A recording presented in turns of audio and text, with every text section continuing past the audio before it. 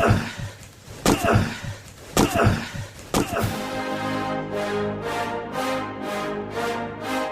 rolls out to the right, pitches off to Taylor, and Taylor's to the 20, down to the 15, down to the 10, 5, 4, 3, 2, 1. Touchdown, Billy Taylor! Touchdown, Billy Taylor! Billy Taylor scored a touchdown from 21 yards out. The crowd goes berserk. It was November 22nd, 1969. That they came to Barry, Michigan, all dressed in maize and blue. The words were said, the prayers were read, and everybody cried. But when they closed the coffin, there was someone else inside. Oh, they came to Barry, Michigan, but Michigan wasn't dead. And when the game was over, it was someone else instead. 11 Michigan Wolverines put on the gloves of gray, and as the organ played the victors, they laid Woody Hayes away. Under center is Wangler at the 45. He goes back. He's looking for a receiver. He throws downfield to Carter.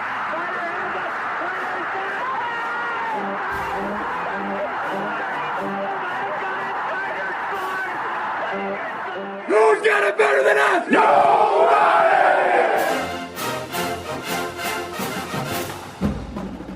Welcome to the Michigan Man Podcast on Wolverine Sports Radio, a member of the V Sporto Network, and in partnership with SB Nation's Maize and Brew, for Wolverine fans from coast to coast. Go Blue and welcome to the show. I'm your host, Mike Fitzpatrick. Here with us on our visitor segment in just a minute will be the radio play-by-play voice of Wisconsin football, Matt Lepay. First, my view from Section 17 to get us going. I love playing Wisconsin up in Madison. It is a great atmosphere and the fans are really into it. If you love college football, this is the environment you want to be in, even if you're on that visiting sidelines. It makes your blood pump, and ours better be pumping this week. The first two games were disappointing to a lot of fans because they expected the offense to come out of the gate and explode. Now that would have been great, but in the real world it just doesn't happen that way. I fully expected there would be a learning curve with this offense, and there still might be. Like anything else, the more you work at it, the better you get. This offense will get better. In the meantime, the one thing we cannot do is leave the ball on the carpet and take those dumb penalties. If we can clean that up, we're going to be fine. I'm anxious to see how the defense holds up against Wisconsin too. That actually concerns me more than what our offense is going to do. Jonathan Taylor is a nightmare to stop, and the Badgers are now emphasizing getting him the ball more in the passing game. So I can't wait. We need a road win against a top 15 team, and we could use a statement game. My guest today is Matt Lepay, the fine radio play-by-play voice of Wisconsin football. He says even though the Badgers have been impressive so far, it's time to play the varsity now. He joins us here next on the Visitors Edition on the Michigan Man, in partnership with SB Nation's Maize and Brew.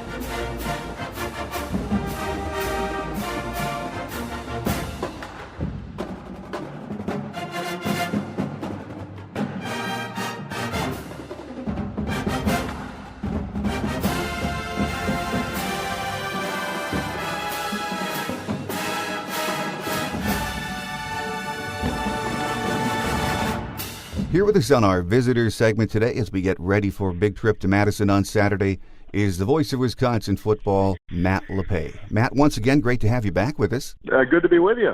Well, you know, the first two games were with South Florida and Central Michigan for the Badgers, but still, Wisconsin did exactly what they needed to do. I don't know if you can do it any better, 110-0. Nice way to start the season, isn't it? Yeah, it is. The fact that they played two opponents that were clearly overmatched, but the fact that Wisconsin played pretty clean football. They lost a couple of fumbles, but the outcome, at least in their last game against Central Michigan, the outcome was definitely no longer in doubt. It was deeper into the ball game, and the penalties have been kept to a minimum. Defensively, they faced two teams that were really challenged offensively. But the fact is Wisconsin had a minimum of missed tackles. A lot of the things that kind of hit teams early in the season. Really did not hit Wisconsin in the first 2 games. But, having said all that, I think the enthusiasm here, they feel good about what they've seen, but they're playing the varsity now with Michigan coming in, and then, as Big Ten play starts. So they feel good about how things have gone, but they know the competition ramps up a ton beginning this Saturday. Well, let's talk about that Badger offense for a minute or two, if we could, that we're going to see on Saturday. We're looking at a new quarterback. Alex Hornibrook is gone. Junior Jack Cohn under center. He's been really sharp in the first 2 outings, hasn't he? Yeah, he has. He's gained a lot of confidence. He was in a tough spot last year as the season went along. Alex Hornibrook had injury issues, and there are things going on that week to week didn't really know what his status was going to be, and it was tough for Jack when he played in a bowl game. That was game 5, so that took away a redshirt opportunity, but he embraced it, and I think he earned a lot of respect in the locker room. Had a good spring. Training camp was good. They have a highly touted freshman quarterback from Kansas by the name of Graham Mertz, who I think is going to be a really, really good quarterback, but Jack won the job, and he's been really good at distributing the ball, a ton of weapons, pretty deep receiving core here, and a tailback who is as good as it gets, and they've been good at getting the ball to a variety of sources, at least through the first 2 games. I mean, one thing Jack is doing well is going downfield, isn't he? Which is something that didn't happen last year. Yeah. Let's be honest. I mean, well, you guys saw that firsthand. Wisconsin just flat couldn't throw it in the Michigan game, and really struggled with the passing game most of last year. And Quintez Cephas has been the guy, I think, who can really stretch defenses. A couple of years ago, before he broke his leg in November of 2017, he was leading the team in touchdown receptions, and everybody would like to have a little bit more quick strike capability. Wisconsin, especially last year, had it was like death by 1,000 paper cuts all the times. Unless Jonathan Taylor broke off a long run, which he would do with some regularity, but they were going to get the big hits through the running game. So they look like a team, and that was the goal coming into the year for this offense, is to be more diverse. Again, early indications are good, but now you're playing a defense with a lot more talent, guys who can run, guys who are physical. So I think that's where the maybe the true indicator of where this team is. We'll start to at least get some answers on Saturday. Well, it's always nice for any quarterback or any offense to be able to turn around and hand off to a Jonathan Taylor, who in the Big Ten, we know how very, very good he is nationally. Everyone knows that too. But you've seen a lot of great running backs roll through Madison, Matt. Where would you rank him? Well, he's got to be on the short list. I guess, I do get asked that from time to time, and maybe I'm just putting off the answer until he's done. Melvin Gordon was phenomenal in his time. Ron Dane certainly is someone who, for most people, is the guy who set the standard, unless you think back of Alan Amici in the 50s. But they've had a lot of really good running backs here. And I think, Mike, what could be a separator for Jonathan Taylor, if this can continue, is that through the first 2 games, he's now a threat to catch the ball out of the backfield. Right. He's had 5 catches. He's gotten into the end zone 3 times. A guy like him who's so strong and runs so well, him getting the ball in space is an exciting thought for people around here. So if that's something that can continue, in addition to the rushing totals he puts up, he's going to be very close to the top, if not at the top. Still remains to be seen. Like I said, they've had great running backs go through here for the last, 30 years for sure. But really it goes beyond that as well. So, but he definitely is in the thick of the conversation as one of the handful of very best they've had. Well, and he has that big Wisconsin offensive line in front of him. I think 4 new starters, but these guys, they don't lack any talent, do they? No, and they've had guys who, even though they were technically not returning starters, the guys who have played quite a bit coming into the season, guys like Cole Van Lanen, Logan Bruss has played a fair amount, Jason Erdman has played a fair amount of football. So it's still, realistically, it probably will take a little time to gel. They've given up some negative yardage plays. That's something we were going back to your first question. They've been pretty clean for the most part, but there have been some plays where the running game has stoned a little bit. So I think they want to continue to get better. But to your point, I think it's an offensive line where the line coach here and the offensive coordinator, Joe Rudolph, they feel pretty good about it. They've been able to build some depth. Got a young man, Caden Lyles, who is an offensive lineman by trade, had to play defensive line last year because they were so thin up front defensively. So he's back home and has found a home at guard for Wisconsin. So I think it's off to a really nice start, and I think it can continue to get better as the year rolls along. Well, over on the other side of the ball, the defense has a lot of new faces. That was a preseason question mark for the Badgers, but so far, I mean, you can't ask for them to do any more. And I know they've played Central Michigan and South Florida, but still, 2 goose eggs. You got to love that. Yeah, you know how hard it is to shut people out in today's college football with the offenses being what they are, and so many programs are good at getting you in space, making you make plays in the open field, and this team has been good.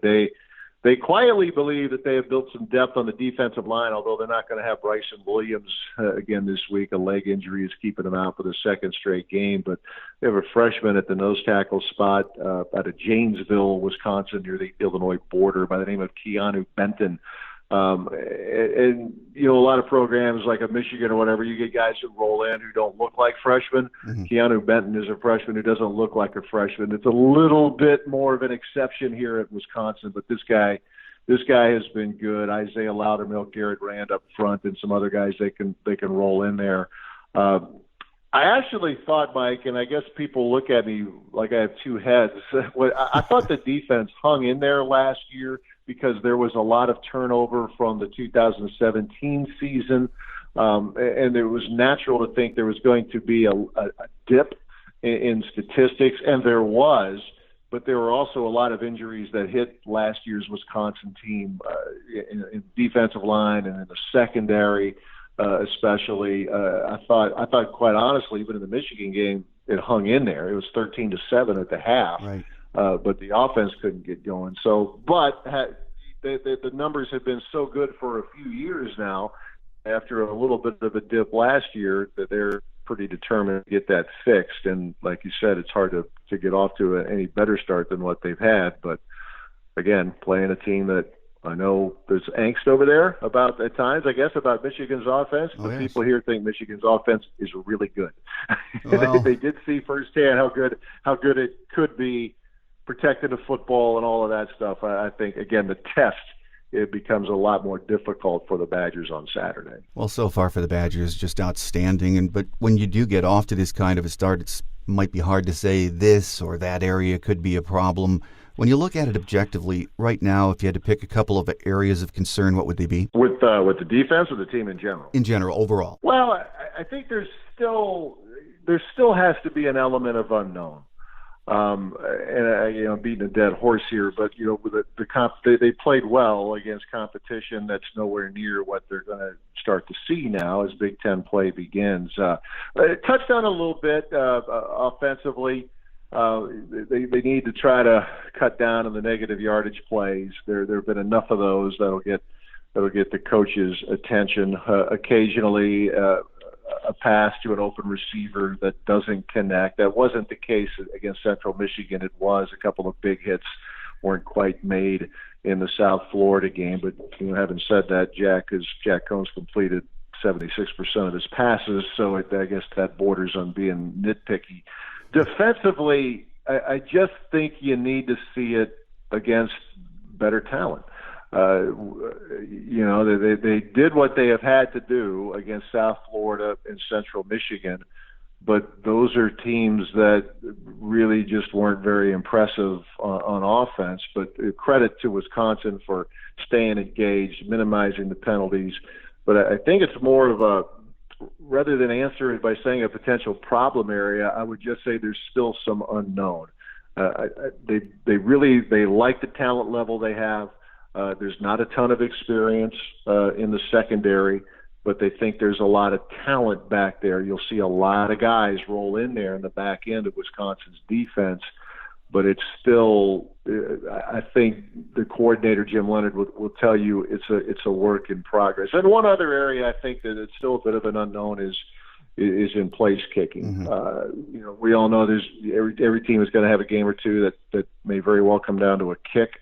Rafael Gaglianone was a very good kicker in his time at Wisconsin last year. Not as good, but he wasn't healthy. They have two guys with strong legs, Colin Larsh and Zach Hintz. Hintz, the primary kickoff guy. They're 1 for 3 though. Larsh is 1 for 3 in the field goal department, but they like him. They think he'll be good. It's been a little bit of a choppy start for him, and you want to see it. You want to see in the guts of the game. Can he hit that big field goal in the fourth quarter, or just any time use a baseball term, a high leverage spot? Can he convert the field goal? So, and again, it's not to say it's a problem area. It's just more of an unknown in a game setting. Well, Matt, Jim Harbaugh goes way back with Coach Paul Chryst, and every time he talks about him, he has nothing but good things to say. But on the national scene, it's always interesting to me. Coach Chryst doesn't seem to get the attention he deserves. And you look at that record, and we know in the Big Ten what he's done. He's really an underrated coach, isn't he? Yeah, he is, and I think he likes it that way. He's just one of those guys who couldn't care less about publicity. I mean, one of the words I throw it at him just to stir it up with him a little bit. Talk about his brand. He's not a big fan of the word brand. He is, and I think Coach Harbaugh would tell you all that. I mean, he is a ball coach. He likes to coach football. He likes to be with his family. He's got a cabin in the northern part of the state of Wisconsin. That's his heaven when he can get away to do that. Enjoy time up there. And but yeah, I think players really respect him. They genuinely like him, but he's just someone who's probably never going to win the news conference, so to speak. But you get him in smaller groups, and everybody walks away saying, boy, this guy's really personable. But in terms of publicity, having if it's the national media types, whatever, he'll talk to them and all of that stuff, but he really doesn't seem to care what the perception is. Is the team good or is the team not good? And beyond that, the care factor is at a minimum. One of my listeners last week emailed me, and we were talking back and forth, and they said, hey, it's a noon kick, and that's great, 11 a.m. in Madison, so the crowd won't be as crazy. And I'm an old-timer. I've been around long enough. That made me laugh because I don't think it matters what time you kick up there, if it's 11 Central, 2:30 Central, or at night. The crowd's crazy, and it's always a big factor, isn't it? Well, it can be, certainly. And certainly when a program like Michigan comes in, it's not, you've heard this a trillion times probably, it's a big deal when Michigan comes in. They came in 2 years ago. That was the first time since 2009. So with the Big Ten being the size that it is these days, you don't see these teams with the regularity that you would have back in the day. Ideally, the 2:30s of the night games are probably better, but given, if the weather is good, and I knock on wood, it'll be pretty decent on Saturday, and the fact that it's Michigan, two teams that are right now in the top 15 and in the polls, for what that's worth after 2 weeks, it should be pretty good. The students are notoriously late in getting into Camp Randall Stadium, but when they get there, they're good. They're fun. Sometimes, as I say, they even watch the game. They have a lot of songs that they sing, a lot of chants, some of which probably can't be repeated here. Oh, yeah. But the atmosphere is good. It's a party at Camp Randall, and it's the atmosphere here is, well, I mean, you love it at the Big House and so many of the venues in college football, but I'd like to think that Camp Randall, when it's going, which I think it will be this Saturday, can match up with about any atmosphere in the country. I guess I wonder this early in the season why it isn't at least a 2:30 Central kick or even a night game. Have you heard anything as to why it isn't? Yeah, it's anything is television. Everything is television driven, as you know, and Fox has this game, and Fox. Fox is putting a big emphasis on the noon Eastern kickoffs. We're used to, if it's going to be an afternoon game, right? ESPN. That platform, it's going to be 2:30 if it's not going to be prime time. But Fox is a big believer in that early window, and I believe it served them well. I mean, you put Michigan on at noon, that draws millions of eyeballs. the school to your south when that is on, going to draw millions of eyeballs, right? They view this as a pretty big game. So that's, anytime you wonder at kickoff time, it's television. And I do know that the folks at Fox are putting a big emphasis on the noon window. Final question for you, Matt, then we'll let you go. Michigan, as we very well know, has not won in Madison since 2001. Hasn't really been competitive in quite a few of those games up there. But this Saturday's game, when you look at these two teams, the way Wisconsin started and the way Michigan started, this game is very hard to get a read on right now, isn't it? Yeah, it is. And I just can't help from my vantage point here in Madison. I'm just thinking Michigan has shown very little offensively. You figure that with Josh Gaddis, coordinator, there's more of a comfort level that you might see a little bit more, but yet, they view Michigan's issues as very correctable. You hang on to the ball, and all of a sudden that offense becomes much more efficient. But yeah, it is a hard game to get a read on. I want to see, from the Badger perspective, can Wisconsin continue to show the versatility offensively that it's shown in the first two games, and defensively, can it hold up against the talent?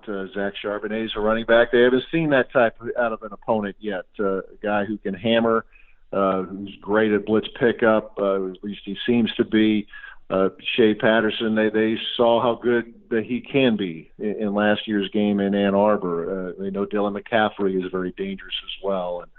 And the early word in talking with the coaches here about Michigan's defense, even though they lost some great players, not good players, great players, they roll in a lot of other guys who look like they could be great players as well, some of whom already are probably at that category. So, yeah, I think it's going to be for both teams. They can answer a few more questions, find out exactly where they are, how they stack up in the Big Ten. The only thing that would surprise me, I guess, Mike, is if the game is one-sided. I just see it as being a very close ball game, a one-possession game, maybe 10 points at most, and that would be deceiving. I just think this is one of those games that sets up to go right down to the wire. Oh, I agree with you. Great barometer game for both teams, and we are looking forward to a trip to Madison, so it's going to be exciting. Great way to open the Big Ten season. With us on our show today on our visitor segment has been the voice of Wisconsin Badger football, Matt Lepay. Matt, always a pleasure to have you with us, and thank you for your time. Good talking to you, Mike. Take care. Safe travels. Quick Hits is next as we wrap it up for another week here on The Michigan Man, and in partnership with SB Nation's Maize and Brew.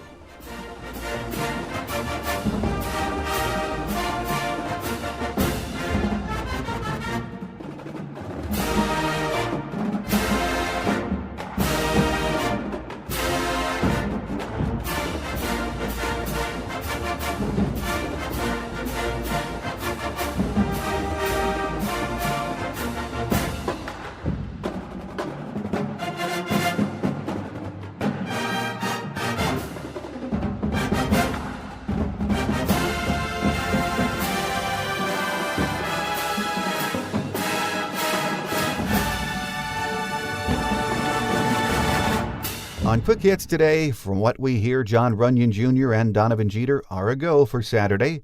The word is Donovan Peoples-Jones picked up a high ankle sprain late in fall practice and was given a 4 to 6 week window of recovery. So he could be back Saturday, but he could also be out for another couple of weeks.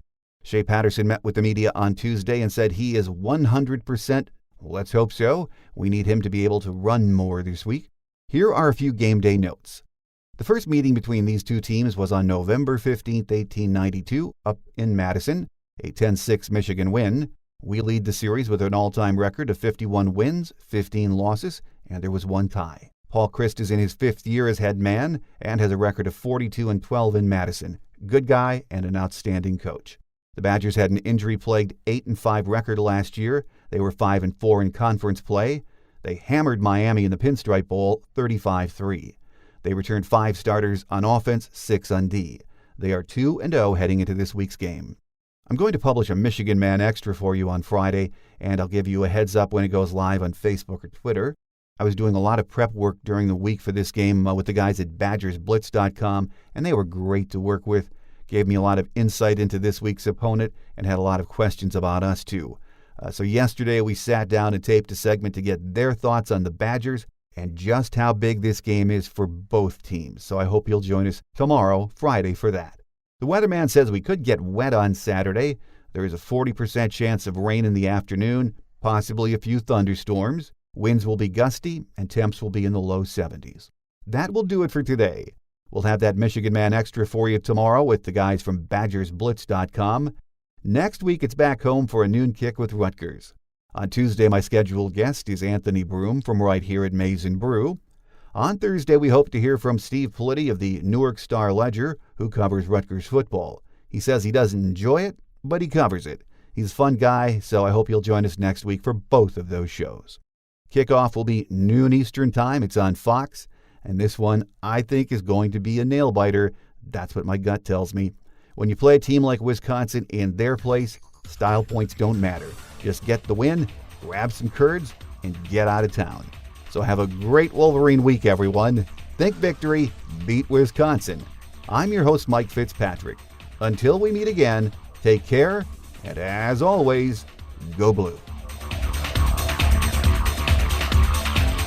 Thanks for joining us today on The Michigan Man, here on Wolverine Sports Radio, a member of the V Sporto Network, and in partnership with SB Nation's Maize and Brew. Our listener lines are open 24/7 for your calls at 313-263-4842. That's 313-263-4842. Or email us at themichiganmanpodcast@yahoo.com. That's themichiganmanpodcast@yahoo.com. The Michigan Man Podcast is produced at the studios of Robin Lynn Productions, Allen Park, Michigan, and is not affiliated with the University of Michigan. Go Blue!